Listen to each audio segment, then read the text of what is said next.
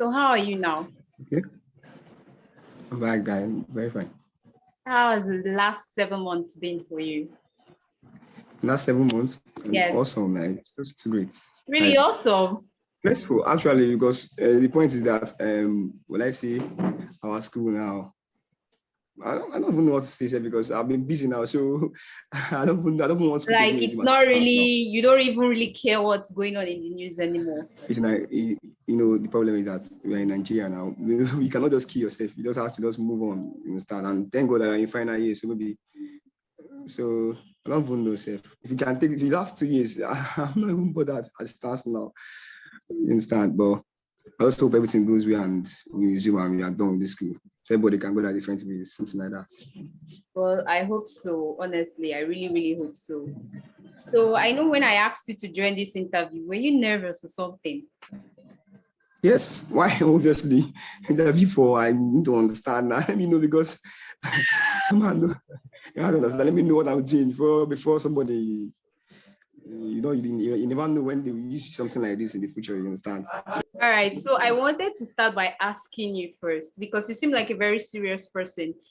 If you weren't studying pharmacy, what other course would you have studied? Let's say pharmacy was not in the view at all. What other course would you have studied?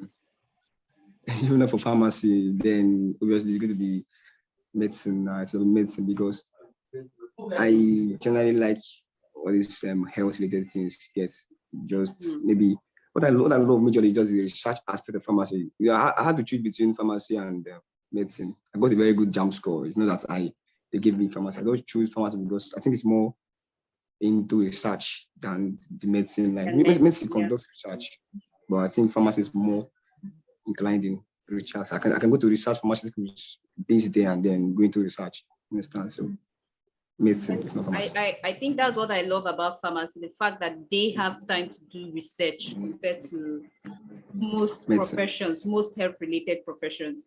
But Yes. do you have plans to practice in the future? You feel okay, you may practice, or it's just there, let's try other things, then if those things don't work, we can just come back to pharmacy?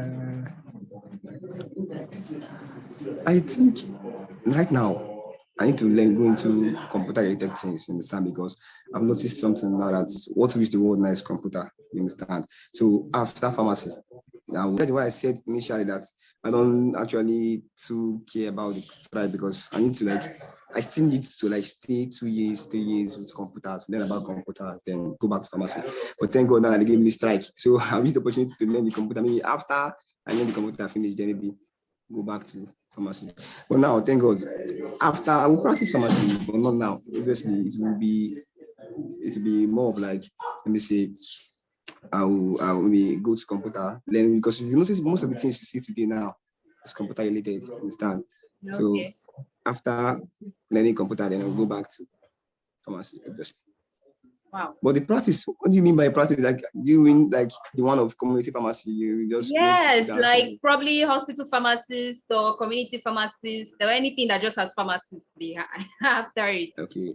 Like you plan to use your license to actually, or probably importation to just get good medicines into the country. So when you do research, you use your license, right?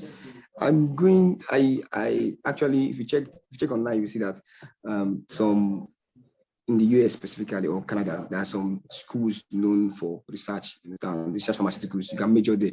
So that is just my final target in pharmacy, research pharmaceuticals. Maybe go into research after learning computer and all these stuff. Understand? All right. So I've always wanted to ask you, do you have a nickname? Yes, obviously. Smart Junior is my nickname. Oh, Smart Junior, that's your nickname. My elder brother is smart. So since when I was even in primary school, they call me Smart Junior. Smart Junior. My elder brother is.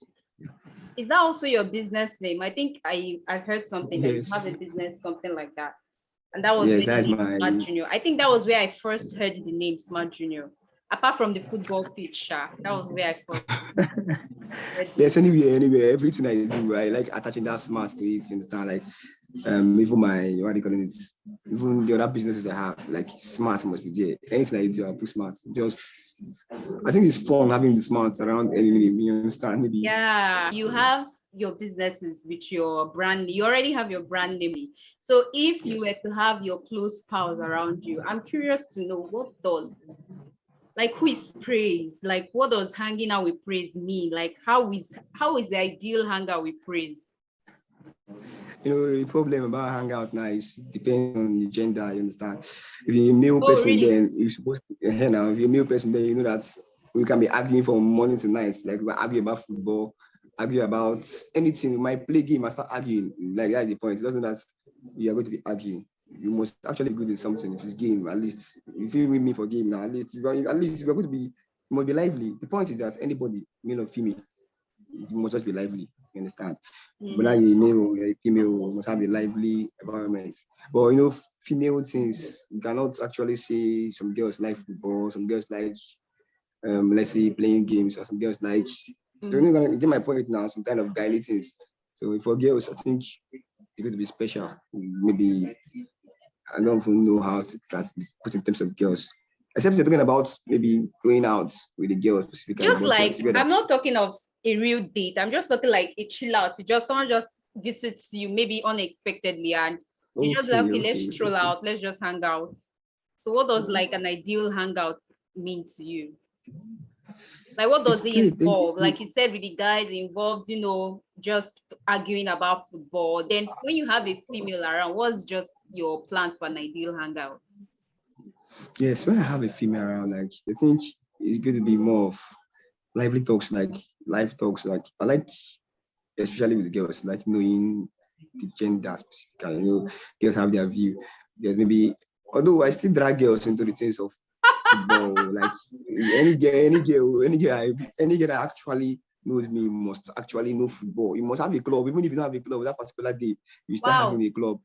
Just it's not that you must support the club and start being a diehard fan of the club, or at least you just be watching football small, be watching anything sports, and stand then most times we start films. The problem about girls I notice is like most of them like coming to the aspect of the movies and all these things. So you football, you yourself might go into movies because I'm not a movie person. I'm not like just like everything must be lively.